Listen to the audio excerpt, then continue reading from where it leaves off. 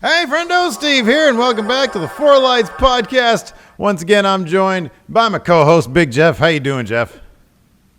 I'm good, man. How you doing? Oh, I'm doing pretty good. It's Sunday. I've got air conditioning here in the office, which is more than I can say for my abode. I'm without air conditioning. I'm launching into the future. We're buying a new AC unit, but it's not going to come in till Thursday. The dude is supposed to come out and do like a temporary fix to my raggedy old unit today, but I don't know. You said it's from 1998, which is just a couple years. I don't want to date us too much. A few years after we graduated high school. Yeah, we're old. We're pretty old. we're old. So it's like basically right around the time we moved to LA, this machine that I am now retiring was basically created in a factory or lab or somewhere. I don't know. Sure. Yeah. Anyways. So I'm good. I've got air conditioning. What more can you ask for? Yeah, that's more. I have an air conditioner on the garage. I'm not running it right now, obviously for sound purposes, but it's still pretty cool out here, and it's nice and quiet. So we got one of those portable AC units that you have. Yeah. We got like a new one though, for our bedroom. For the meantime, those things work really well.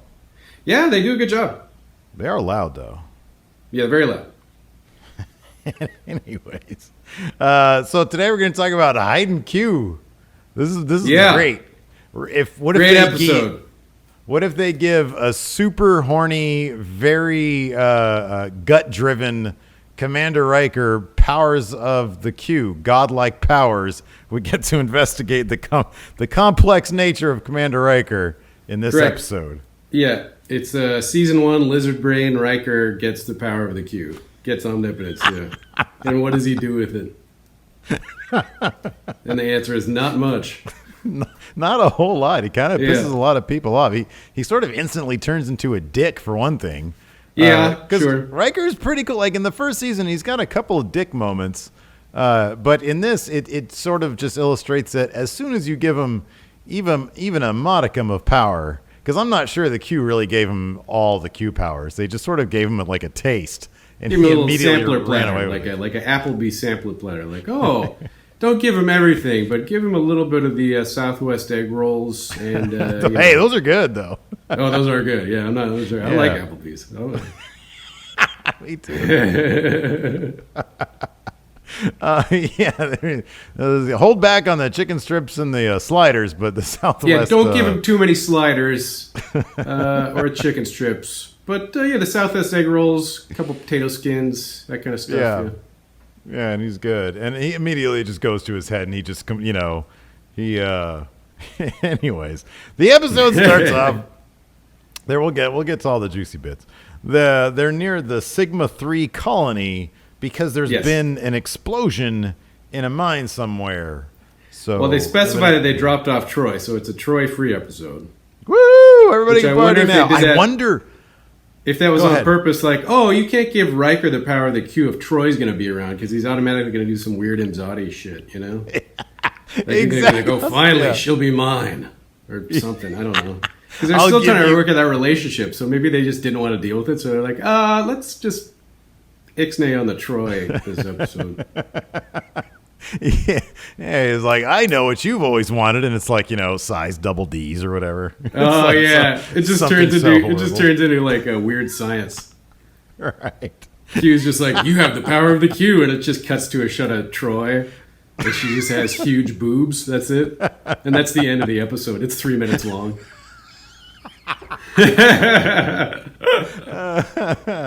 Oh, man, that's funny.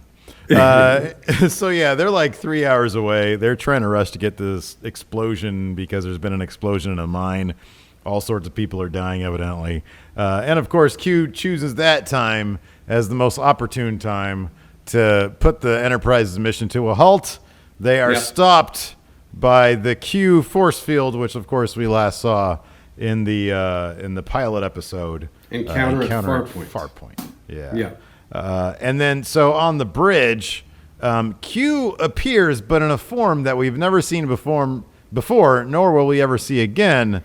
There again, it's kind of a cool visual. It's like a weird clear sphere with 3 snakeheads coming out of it, like 3 black snakeheads. They're like cobras, I think, kind of, right? What's that? I think they're like cobras. Yeah. It's like a bubble with 3 cobras coming out of it. Yeah. It's like a weird thing, like something you'd see painted on the side of a cool van. Right? Yeah. Or a creepy van. Or a cool creepy van. If I ever had like a T-bird, instead of getting like an eagle on it, or like a firebird on it, I'd get like one of these, like a bubble with 3. Well, yeah, you always wanted an El Camino. You always wanted a sweet old El Camino. Yeah, and I could see you in that, like a jet black El Camino with this. Yeah. It's called a Aldebaran serpent.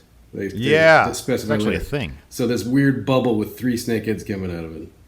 Yeah, I always did want an El Camino. I actually had the chance of having a cool, vintage car. My brother-in-law basically gave us his 1975. What was that thing? Oh man, crap! I keep on the word Pinto keeps on getting into my head, but I know it's not a Pinto because that's not cool. Was it a Ford? No, it was a Chevy. Shit, it was a Chevy. Oh crap! One of those 70. It was a 75. Oh my god! I can't believe the word is escaping me right now. It was a fucking cool car too, and I did nothing with it. The bottom line is I did nothing with it. I don't know dick about cars. If you have an old car, you kind of need to be a car guy. You need to know how to keep up with that shit. I can barely even fucking work Skype. So what am I going to do with a vintage car? So we ended up taking it back. Yeah, it's a commitment. I mean, my truck is actually, speaking of 20 years old, my truck is about Nova. It was the Nova. A Nova. Nova's a good car. Nova's a real cool car. Shit. Yeah. Chevy Nova is a solid car. You can definitely suit that up real nice. Yeah. Well, I can't. Somebody else can, though. Well, yeah. You learn a lot on YouTube these days. Get on YouTube, do some Chevy Nova tutorials. But that's how I've learned. That's how I'm keeping up on my truck. Like I had to replace the alternator. You do that on your own, really? Well, my buddy Irish John helped me. He's very mechanically inclined, so. Right on. Yeah. Anyways, that's not racist, by the way. I can call him Irish John because he was born in Dublin. So. Well, as long as he's cool with it, then I don't think it's racist. He loves it. He's always if he was from Brooklyn, you can call him Brooklyn John, right? Sure. Yeah, I don't think just saying where somebody's from is going to get you in trouble. Well, I just want to specify. Maybe it will. I don't know. These days, people are like, why? Hey, why are you calling that guy John, Irish John? Also, his he won't mind if I say his full name. His name is literally John Smith, so you do have to specify who he is. You can't be like, my buddy John Smith, and they're like, yeah, right, you just made that up. No, I have a friend who helps me out a lot. He actually just came over yesterday and helped me put a sink in the master bathroom. He used to be a contractor. He's just like a really smart guy. Oh, it was always handy to have his friends. Contractors or auto guys are always handy to have his friends. Yeah. Because, I don't know how to do dick. Let's see here. Anyways, the 3-headed cobra guy shows up. It's Q, and he starts trolling Picard, saying, "Oh, we've got much to discuss, Picard." And Q's like, "Your mission is garbage." And then Q materializes as Q, John Delancey, but as a Starfleet admiral because he has to one-up Picard in whatever endeavor he's undertaking. Yep. So that begins. Yeah, he needs to instantly outrank Picard. Yeah. Which apparently an Aldebaran serpent did not do that. So. No, I'd be surprised if they actually spoke because they don't have lips. Snakes. Yeah. Anyways, Q starts ripping everybody verbally. Picard tells Q he's ready to listen to what Q has to say once the mission is over. We've got these miners. Some sort of regulations or protocol was broken in their minds. The big explosion happened. Now we got to clean it up. There's probably bits of people everywhere. We got to figure that out. Q is kind of miffed because Picard, he senses that Picard doesn't trust him. And the rapport, as always, between Q and the Enterprise crew is always fantastic. They do a really good job with that. Yeah, it's great. I mean, John Delancey is just always just instantly fantastic. Once he gets on camera, it's just like that guy. I don't know if it's just a perfect, sort of symbiosis. That's a word, right? Yeah, probably. Yeah. Perfect synchronicity between actor and character. Like I think John Delancey, for whatever reason, just when they gave him the script to Encounter at Farpoint, he just like instantly was like, I get this guy. I can play this guy. And throughout the entirety of whenever he shows up in any kind of Star Trek as Q, just flawless. He's just always great, you know? Yeah, I've seen him in a small number of other roles, and I think one thing about John Delancey is that, so I remember him, and I forget exactly what his role was on The West Wing, but remember he was in an episode of The West Wing? Yeah. Another obviously fantastic ensemble. And he, like, between Next Generation and from that one episode of West Wing that I saw, he seems to have the level of charisma it takes to instantly mesh with an ensemble. And I think that's why it works so well. Like, certain actors can just sort of seamlessly weave themselves into like a larger tapestry. And that's the thing about John Delancey, is that he can obviously do that, with ease. And that's one thing because here's the thing. He also showed up on Deep Space Nine and on Voyager. And although he was so closely related to the Enterprise and Next Generation, those episodes were very, very strong. The Deep Space Nine one and the Voyager ones. He can just do that as an actor. I think it's just one of those things that his natural charisma allows him to do that. So he's great. Yeah. I actually kind of wonder if if it comes at all from. I know he has a background in soap opera acting. That's interesting. First introduction to him was before Star Trek, because in the sort of 80s and early 90s. My mom was obsessed with a soap opera called Days of Our Lives. Oh, and sure. He was on that. Classic. He had a reoccurring character on Days of Our Lives. I forget the name of the character, but he was. I remember like when he popped up on Star Trek first, I was like, oh, I remember that guy from when I was a kid on Days of Our Lives. Like I would just randomly watch it sometimes with my mom. So yeah, and soap opera acting is one of those things where those people are so professional. They have to be. They don't really have. I guess they still sort of do soap operas. Not to the extent that they used to, but, it's just like they're cranking stuff out every day. Those people memorize so many lines, so much material, and they just show up and bang it out every day, Yeah. Soap operas have been replaced by judge shows, I think. Yeah. It's just cheaper to produce, like, crappy, reality show stuff. Yeah. Ugh. It's all bad. Society's going to shit. Anyways, let's see here. Riker says, we don't need to play any games, Q.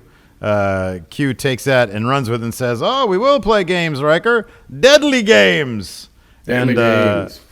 And then he said, so then he takes the bridge crew, minus Picard, to like a green-skied twin moon rocky planet. Is obviously the set that they use all the time. I think we've talked about this set before. They use that set repeatedly. It's always a fun, like, weird, alternate, like, weird, random Class M planet set, I think it's a good backdrop to have if they just don't have the money to make a new set, Yeah, lots of rocks. Sometimes like they get a rain machine in there. Like in the season 3, they would use it a lot where they'd have like a rain machine and it'd be water. Let's see here.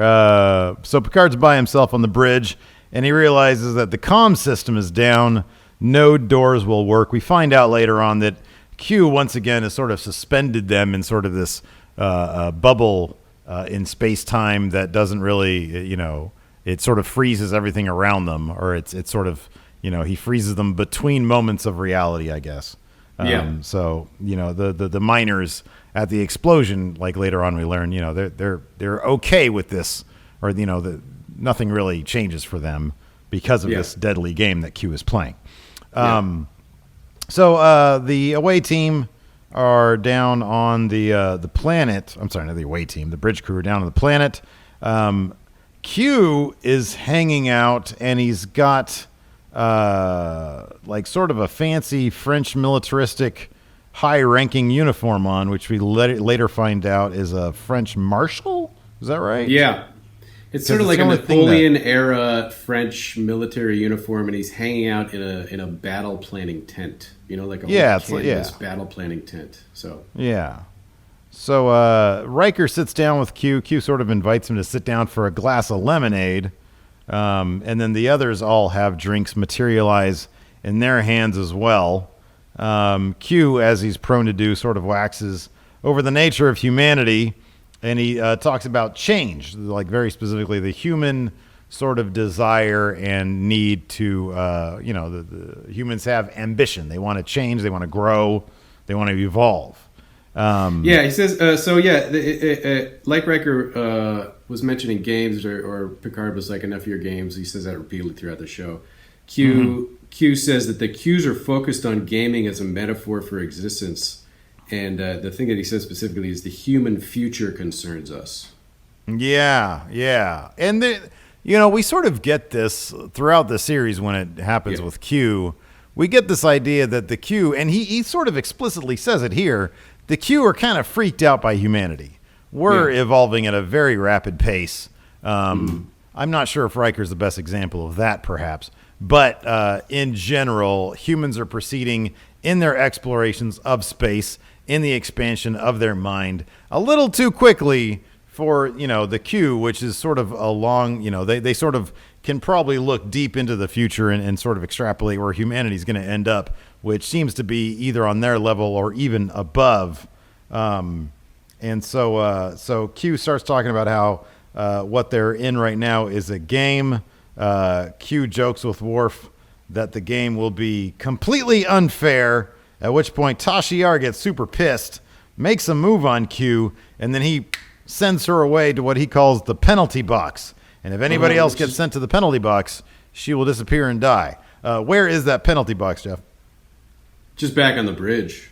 Yeah, it's just back at her after station. back on the bridge, but it's a weird thing where she shows up at on the bridge, and she sort of knows that she's in a penalty box, and she knows the stakes are if somebody else gets sent to the penalty box, that's the end of her. So but she's there. She shows up on the bridge with Picard, who's still by himself and like still trying to figure out what the hell's going on.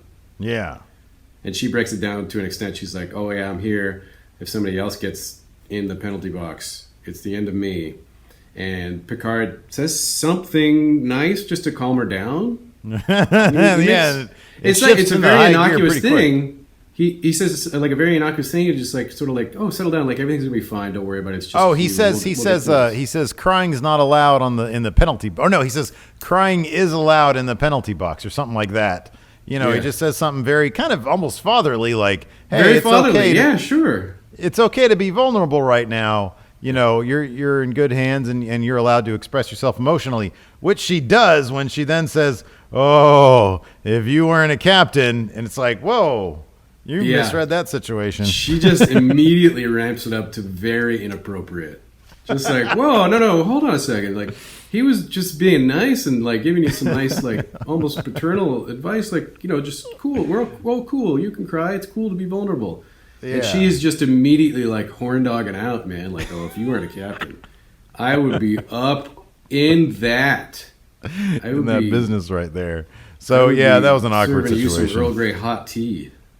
And what makes it even more awkward is that Q then shows up and says, "Oh, I can't say the word. Fraternizing with your fellow officers." Staff, yeah. That's not good, Picard. And Picard's like, "I literally didn't do anything. I just was trying to be nice." He sure didn't. Turning into some other, I'm not saying that it's something I wouldn't consider, but that wasn't where I was going. I'm a professional, goddammit. So anyways, he ends her penalty. Q then tells Picard that Riker will be offered something impossible to refuse. Of course, he doesn't refuse it. Back on the Q game planet, Worf is on recon duty. He's out. For some unexplained reason, Worf is just out. Like, I think he just had a lot of pent up energy. Maybe like they were just like. Maybe like when the whole penalty box scene's going down, Worf is just pacing angrily on the planet, and at some point somebody just like, "Worf, would you just go do something else? Like go run, go climb those rocks, Just because he's just so mad, he's like, "Oh, what are we gonna do? We need to do something." And everybody's just like, "Oh God, please get Worf out of here. He's just amping everything up. I can't take this right now." So Worf is off hopping around rocks at an alarming pace because everybody's like, "Wow, he got really far." Even Data, who's like, king of math, Data, is like putting it together in his positronic brain that Worf is making ungodly speed in his pursuit to just let off some steam. And so he's like, "Oh my God, he's like really fast." And so Worf stumbles upon some like weird wolf like wolf men, right? Like their faces are really. It's like somebody allowed a 5-year-old to do their like monster makeup. It's really disturbing. Yeah, they're like weird pig, dog, wolf men. Yeah. Things. Then they kind of have like pig noses almost, right? Yeah, they have like sort of hairy faces, but they've got like pig noses, and they're all wearing French uniforms, sort of in line with Q. Yeah, Worf describes the soldiers as vicious animal things. So, I mean, they're I don't know where he. But they're humanoid. They're bipedal. They're walking around on 2 legs. They have 2 arms. Yeah, they're dudes. They're French. Yeah. They're in like Napoleon era French military uniforms. So. Yeah. So then we're back in Picard's ready room, where Q is sitting in Picard's chair, which he likes to do. This scene is absolutely fantastic because they sort of start exchanging Shakespeare references. Q starts throwing Shakespeare back at Picard because obviously Picard has that collected works of Shakespeare book in his office, and Picard comes back at Q with some Hamlet, which is Q started to talk about Hamlet, and he says, "Oh, I know Hamlet." And he drops this great quote, and it goes like this: "What a piece of work is man, how noble in reason, how infinite in faculty, in form and moving, how express and admirable, in action, how like an angel, in apprehension, how like a god," which really pisses Q off. It's absolutely fantastic bit of writing right there, and the interaction between the 2 actors is really something special right there. Yeah, it is the perfect quote for Picard to drop at that time, because the entire crux of the scene is Q is trying to an extent, he's trying to big dog Picard. Mm-hmm. He's trying to be like, the Q, he specifically references the limitless dimensions in the galaxy in which we exist, in which the Q exists. So the Q are these omnipotent creatures. Yes, we've taken note of you, but it's just about your potential. And then Picard cites this amazing Shakespearean line that is exactly about that, and about how if humans are able to really tap their potential, they will be they can be these incredibly great and incredibly powerful beings. Because Q specifically is monitoring humanity. Monitoring the human staff, or the Starfleet staff of the Enterprise, because the Q think that the human compulsion may at some point enable the humanity to advance beyond the Q, and that's their insecurity. So their insecurity about that is driving the Q's interest in humanity. And the fact that Picard is such a learned man that he can be like, oh yeah, this guy that was from several hundred years ago summed up everything that you're insecure about us, and we've known about this ourselves this entire time. Like, you're right, we get it, Yeah, that pisses off Q, and he literally throws the book at Picard. Back on the planet, Riker is testing his phaser. To see if because the wolf guys, they basically have like muskets, and muskets and fire energy beams. They establish that they're not firing. But they don't. I don't think they realize yet that they fire energy beams. So all they see are muskets, and Riker is like, well, if we have a bunch of phasers, or I think Geordi mentions it. He's like, well, we've got phasers, like we can take them out in a heartbeat. And so Riker tests his phaser out just to see that they are in fact working. The odds haven't been stacked against them. Sure enough, he fires it out of the rock, and Worf just sort of comes out of the rock and says, "Drop your weapons!" Which is like, if he was paying attention to what was happening, why would he tell Riker to... Like, if he thinks it's the enemies, he wasn't paying attention. If he thinks it was Riker, he's just being weird. Well, yeah, it is kind of weird because Worf left them to go do some recon and then came back. Like, he knows specifically where they are. Right. Why does he show up back where they are thinking that, it's anything but them? Like, is he just totally unaware of his surroundings? I don't even know. It feels like, sometimes like my dog will try to impress me with something. It's like obviously she's trying to impress me. And or I think she is anyways. Maybe he was just trying to impress them. And, and it kind of worked because they're like, wow, Worf, maybe they were just humoring him. They're like, wow, Like they knew where he was the entire time because he's like heavy and probably breathes heavy. And they're probably, oh my God, Worf, wow, we totally didn't see you there. Wow. I don't know. Anyways, so Data says something and then walks away, and then Riker's like, hey, Data. And then Data turns around, and it's just Q in Data's makeup. It's John Delancey, but he's dressed up and made up like Data, which is a fucking weird sight. It's super weird. That's whenever I search Star Trek animated GIFs, which I do pretty regularly, that's one of the ones that always pops up.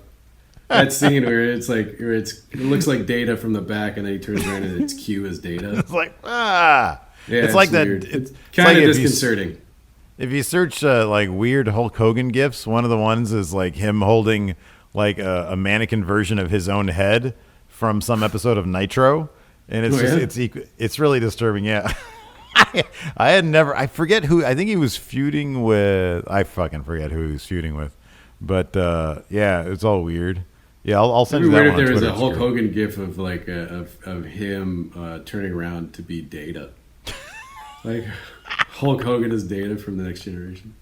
Somebody should now make that. Please, somebody else make that. I really want that one. So then the dog people, pig dog people, start firing laser beams from their muskets. Q then tells Riker like 5 times, like 2 times in person and then 3 times in his head, that he has the power of Q. So he needs to use it at this point because the dog people are about to start massacring his guys. Q disappears, and then his head, or his like voiceover, keeps on reminding Riker, hey, dude, I've given you the power of Q.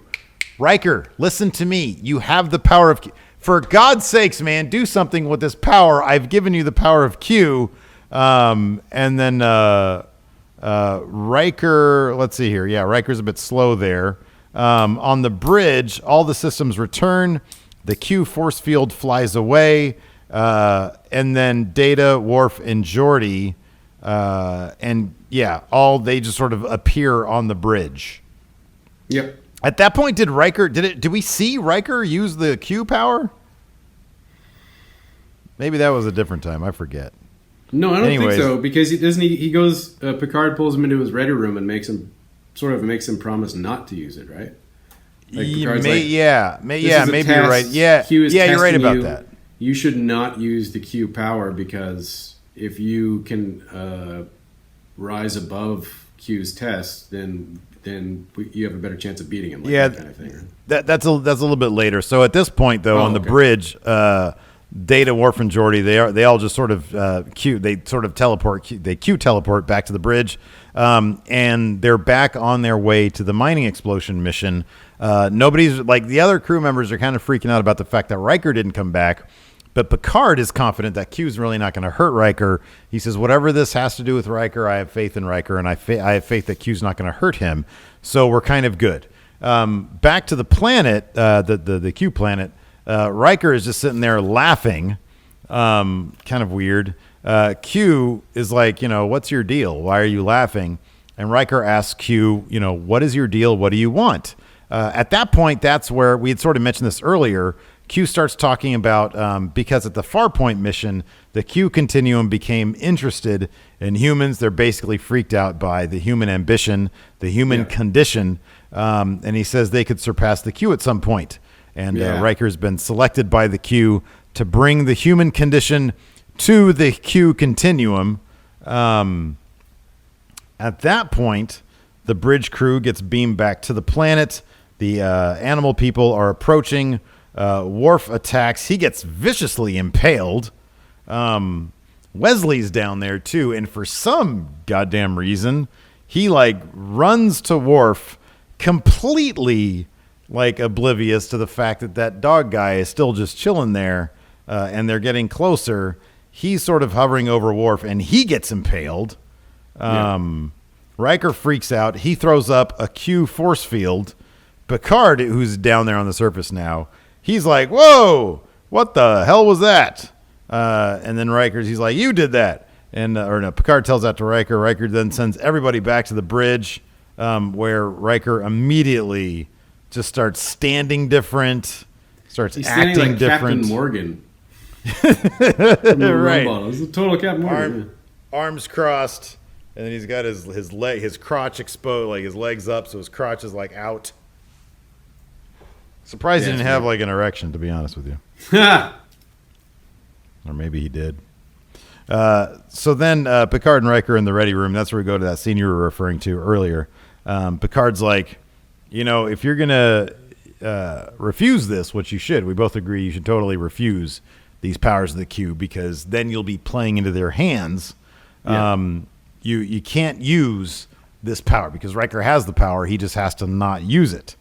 Of course, this is immediately put to the test as they go down to the mining accident planet. They find, in a really grim scene, a dead child in the rubble. Yes, a little dead girl. Yeah. Crusher and Data are sort of there, and Crusher's like, oh my God, she's dead. And then Data's like, Commander, if you have the powers of the Q, why don't you heal this little girl right here? Which is kind of presumptuous for Data to say, but whatever. True. Then Riker's like, I'm sorry, I can't do that. And Crusher's like, well, if you can do it, why don't you do it? And then Riker's like, I made a promise to somebody, I can't do it. It's sort of like weird dialogue. Like, it's funny, half this episode is really well written, and some of it's just cheesy as shit. Yeah. Well, it's the first season. They're still sort of finding their way. For sure. Let's see. There's a couple credits on the writing side.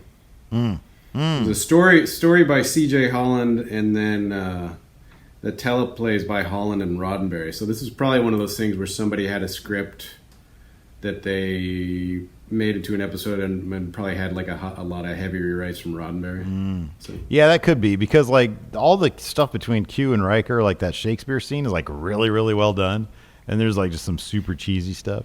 And this scene is kind of one of that. In the companion here, it says the first line is Maurice Hurley used his pen name of C.J. Holland on this episode, a move he later called a misunderstanding over Gene Roddenberry's extensive rewrites. So, yeah. Oh, all right. Well, I wonder who wrote what. Let's see here. So then the away team comes back. Riker's pissed off. He tells Picard, he's like, I want a meeting with everybody. Picard's like, okay, just as soon as... And then Riker just turns his back and leaves. He's already big dogging Picard. So during the meeting... because at that point Riker comes in and says, I should have never made that promise with you. And Picard's like, not really fazed. He's like, oh God, I figured this was going to happen. Immediately it was going to go to Riker's head. Riker's not emotionally mature enough to handle even the most basic of Q powers. Well, most of the Q aren't really emotionally, or at least, yeah.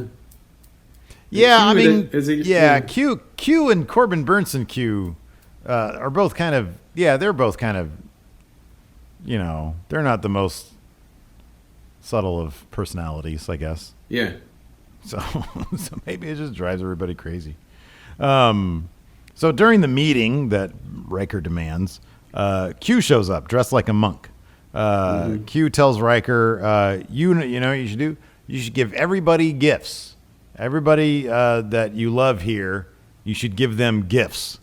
Yeah. Crusher tries to get Wes out of there because she's immediately freaked out, and she kind of immediately understands where this is probably going to go for her kid. But Riker's like, no, teenage boy, and he's going to be like, oh yeah, I want some poon.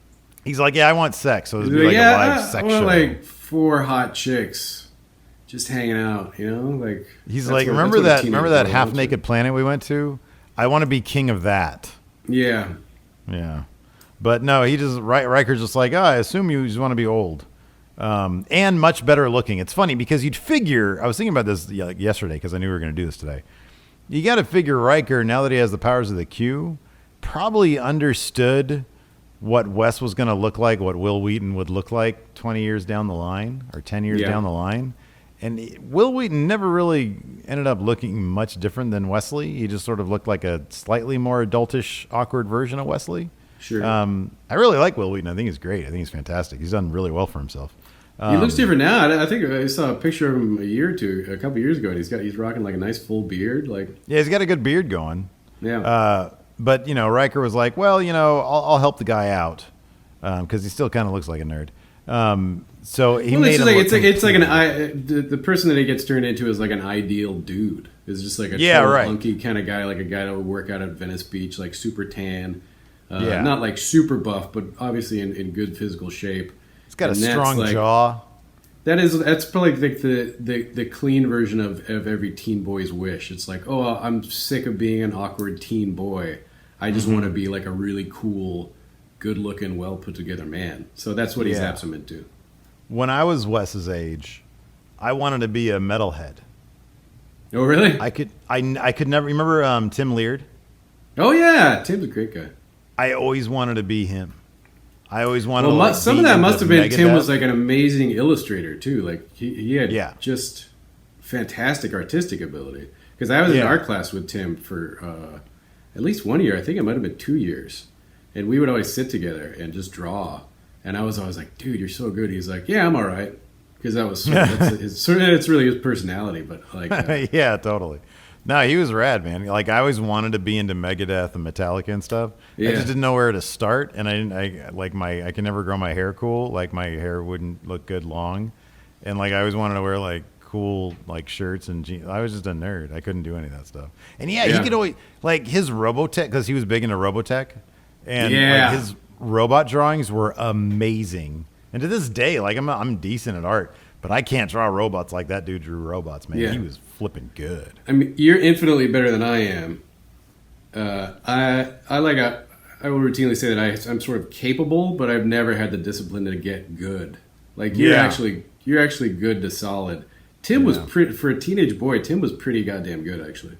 I remember one time in art class, he was like, I was just struggling with like, I think we were doing still lifes or something, and it was like a dumb assignment, and it was like draw an ice cube, and Tim was like not paying attention and just doing his own thing, and I was kind of struggling with it, and he was like, "What's wrong, man? Like, you cool?" And I was like, "Yeah, I just can't really draw this dumb ice cube. It's annoying me."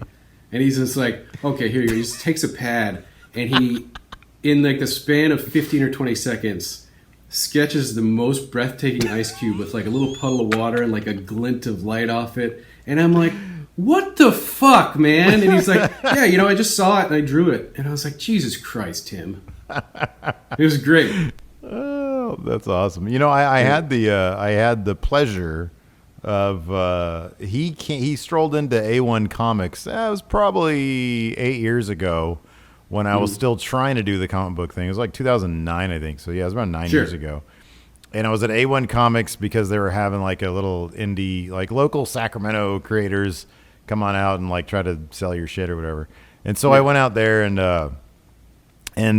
Tim comes in and he's like, "Wow, man, you've gotten pretty damn good." And I was like, and I got the chance to tell him, it's kind of because of you. Like I always remember seeing how cool your stuff was. And it literally was like an inspiration for me to like, try to do better and stuff. So eventually I got to tell him that, and he very, nicely, he said, "Man, you're a lot better than I ever was." And I was like, "No, man, no, you're always going to be my Picasso, dude." Yeah. But let's see here. Then, Riker's about to dole out some gifts.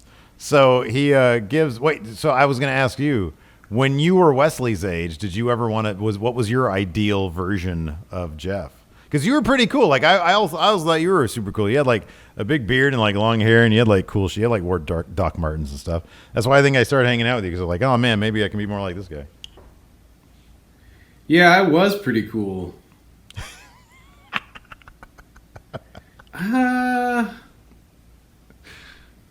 Yeah, I don't like just. I would have been myself, but like not as heavy, because I spent I spent pretty much all my life until a couple of years ago just being very heavy. Yeah, just being very overweight at various stages of that, and I would fluctuate at times. But yeah, if in high school, if it was like, "Hey Jeff, you're gonna get zapped to like 10 years from now, what are you gonna look like?" I would actually just look like myself now, but a little bit younger.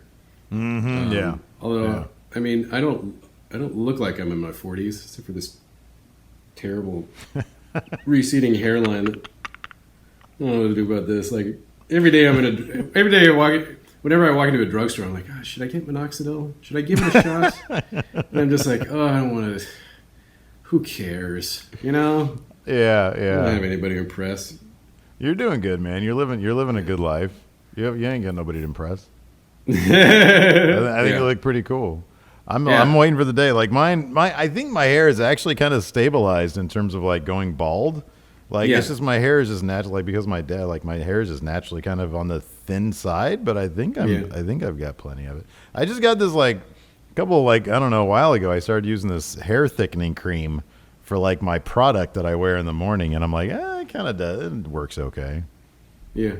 Because once I start going bald, like I can't. Shaving my head is like I can't do that. I'm gonna have to get hair plugs. I'm totally open about it. And I'll let everybody know. I don't care. I'm gonna get hair plugs because if I shave my head, it's my head is square and lumpy. It's not gonna work.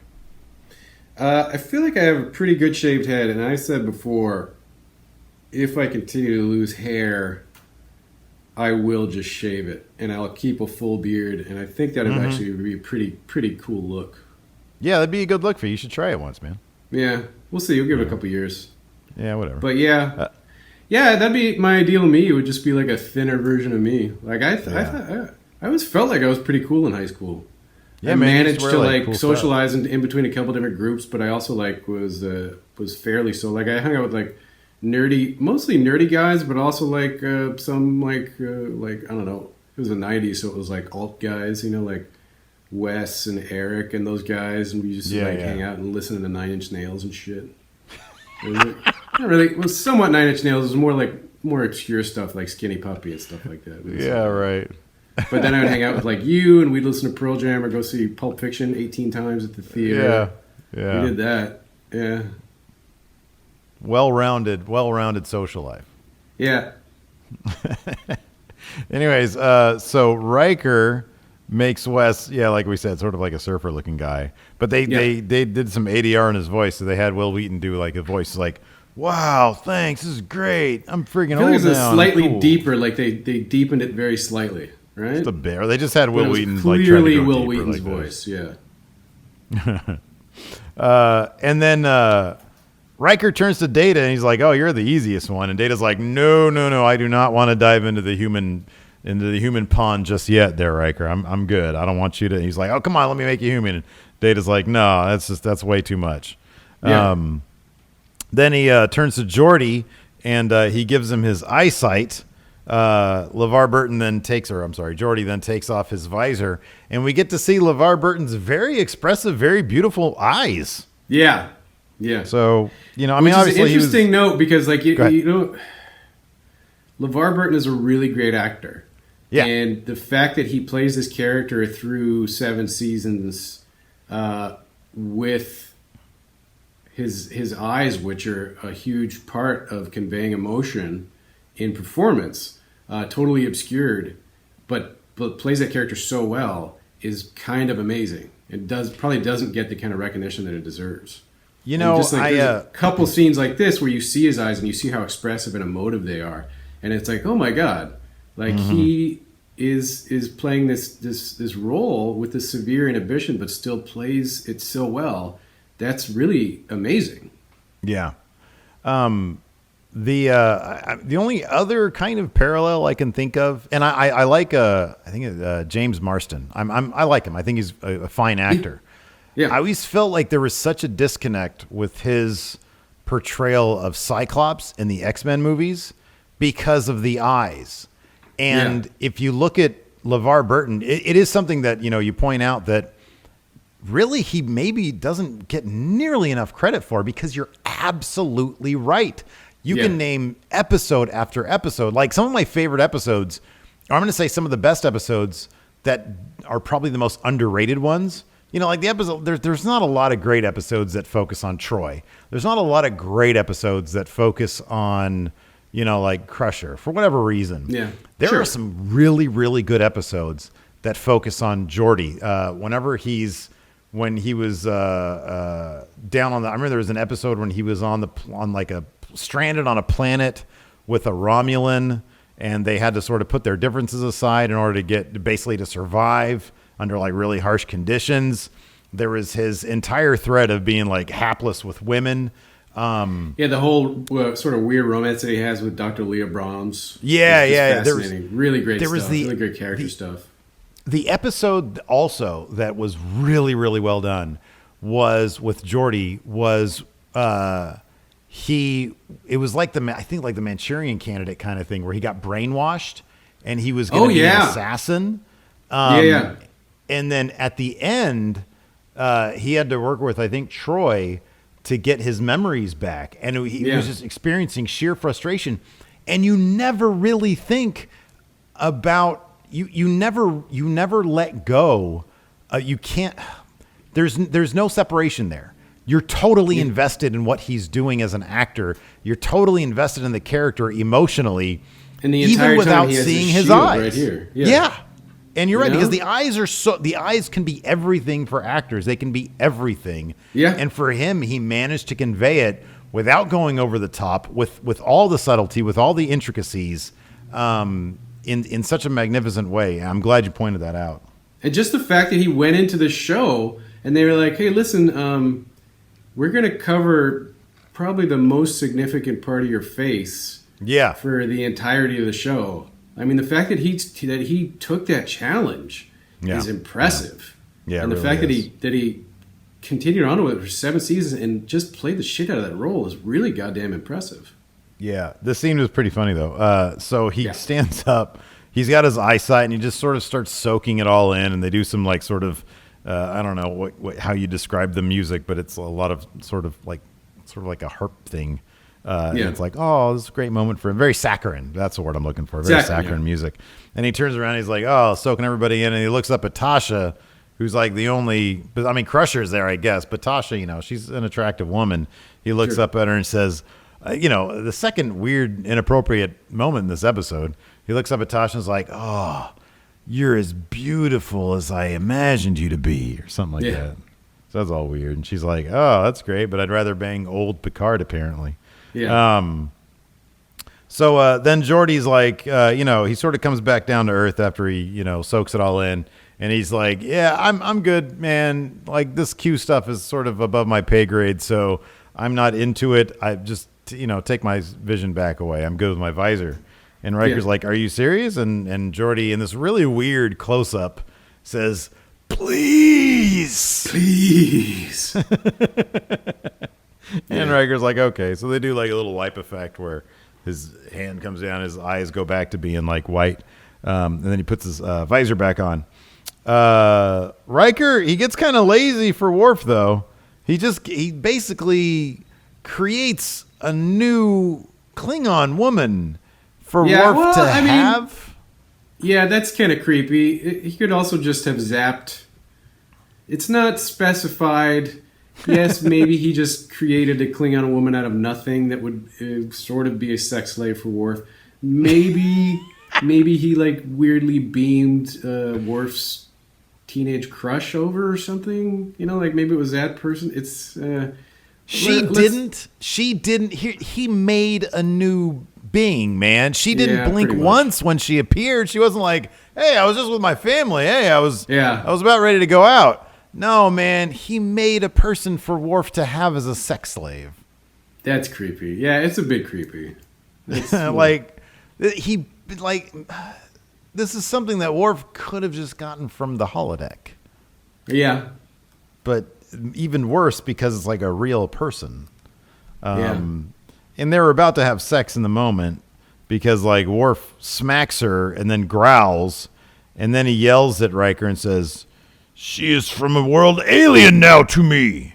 And then Geordi gets in the mix and says, "Worf, is all this business, is that what you're doing? Is that your sex?" And then Worf says, "This is sex." Well, no, I think Geordi says, "Does this lead to sex or something? Or is this like foreplay essentially?" And then Worf very famously in yours and my personal mythos says, "This is sex." This is sex. Yeah. Oh man. So he's like, I don't want a sex slave, Riker. So Riker's like, okay, and then he destroys the being he just created, which again is a little weird. Like maybe you could say maybe he beamed her to Klingon, to Kronos or whatever the Klingon homeworld is. Maybe he did that, but I kind of get the feeling that he just zapped her out of existence. Yeah. So that was fucked up. then Wes, sort of looking around and seeing where the tide is turning, he's like, everybody rejected their gifts. I should probably do the same thing. He says, Commander Riker, no, I'm good. Although it'd be great to be this like amazing stud. Can you please turn me back into the wimpy dude that I was before? And Riker's like, okay. So then Picard basically gives a big I told you so to Q. He's like, Q, I told you this wasn't going to work, idiot. And then Q gets checked by his own Q continuum. He starts going, no, wait, don't do that. And then he gets cued away. And that's the episode. So they're like, okay, well, that was fun. That was weird. Yeah. That was weird. A lot of weird things happened there. Well, at the end, Q and Picard get into their final argument. And Picard is like, "Oh yeah, you lost your bet," and Q says specifically, "I recall no wager," which is made me laugh. Yeah, then it gets zapped back. And then the end of the episode is just a short exchange between, I think, Picard and Data, right? That I didn't write down, and it's been a while since I've seen Data. The last thing that I wrote down was Data is at his console and turns around and says, "How is it that the Q can handle time and space so well, and us so poorly?" Which is interesting coming from Data, like he lumps himself in with humanity, which is kind of cool. Yeah. I didn't think about that. Yeah. And then whoever he's talking to, I can't remember if it's either Riker or Picard, either one of them, just sort of shrug. They're just like, "Oh," and that's the end of the episode, which is kind of hilarious. I mean, overall, it's a fun episode. I enjoy it. There's certainly some inconsistencies with the storytelling and the writing overall. That makes sense if you like I mentioned before. If it was written by one person and then Roddenberry did some severe rewrites over it, there's going to be some shifts there. But overall, I think it's a fun episode. Yeah, it's a fun episode. Yeah, I always enjoy Q episodes. Like no matter what, I don't think there's a bad Q episode. There are no bad Q episodes. And it's largely because John Delancey is such a good actor and so well inhabits that character. Yeah, I haven't. So I've got this book here. I've read. It's like the thing that you gave me. The what is it called? Yeah, it's a field guide to the aliens of Star Trek by Joshua Chapman, edited by Zachary Auburn. So it's like a zine that this kid did. It started out as a sort of a book report zine that an 11-year-old boy was doing as a school project in the late 80s to report, to sort of record and convey all the different alien races represented on Star Trek The Next Generation. So he started doing it when he was 11 and then continued doing it as the show went on. And then eventually the guy who you mentioned, the editor, who works with Devastator Press, which is a great publishing company here in Los Angeles. They do a bunch of great stuff. That guy found a couple copies of the zine. I think it just like a garage sale or something. Was like, oh my god, this is amazing. Somehow tracked down the guy and got him to provide everything else, and then they collected it and Devastator put it out. It's a great, not just a great recording or report or representation of different aliens, but it's a great snapshot of sort of puberty, because it's he's like an 11-year-old kid when he starts it, and he continues it on throughout his life. But starting just like you just start in that book, and he's talking about these different alien races and the sort of pros and cons of them. But he also is, as he's writing it, is such an expressive young man, and bringing in the things that he's dealing with, where he's like, oh, Data's really cool. Data's awesome, and he has no emotion, which sounds great to me, because if I didn't have any emotion, then I wouldn't have to worry about if a girl likes me or whatever like that. He's relating it to his own life as he's going through things that all kids that are going through that age are dealing with. Oh, so it actually it's and it really has an interview fascinating with him at the end. Yeah. That's cool, because it's so clever and funny. This could be like a work of fiction that's sort of a gag, but apparently it's not. No. So that's absolutely hilarious, because these are laugh out loud. Some of these are laugh out loud funny, and it's hilarious. Got like a bunch of each episode or each season has its own set of, aliens, Yeah. and each alien has its own write-up. It's Yeah. like you could just turn it to any one and bust a gut laughing. It's really great. It's really great. I can't recommend it enough. If anybody that's watching or listening is interested, just look up Devastator Press online, and you can order it through them. I talked a little bit to some of the people that work there about that specific volume because I wanted to feature it on this show. And I might do another, like, just a short sort of book report about it. We could put it up on the YouTube sure. channels. Yeah. But no, he has a little write-up on Q. Like, obviously, it's like one of the first ones. And it's it might be the first one because the Q show up, like, it's kind of sequential. Well, yeah, it is. But he talks about, like, so like, it's in the first, like, 10 of them. But, like, he talks about the Betazoids first, Data second, Klingons. Then the Bandy from Farpoint, and then Q. Yeah. He got a 4-star rating, Q did. One of the little tidbits here. He picks on people, but it seems like the ones he picks on are the ones who are full of themselves. Insight from an 11-year-old right there. Pretty good. That's not inaccurate. Yeah. Right, exactly. Anyways, that's it for today's episode of Four Lights. We'll be back hopefully next week. And then after that one, I think we should be fine for like 4 episodes. We probably and we have 4 banked episodes that had no technical problems. So we got 1 more remote, and then 4 that are good to go. And then after that, we'll figure something out. Yeah, we'll figure it out. I think I'll probably come up north. Yeah. Yeah, that'd be cool. We'll work it out. Yeah, or I'll come down south. Either way. Okay. All right, we'll talk to you guys later. Till next time. Yeah, I did that backwards. Till next time, we'll talk to you guys later.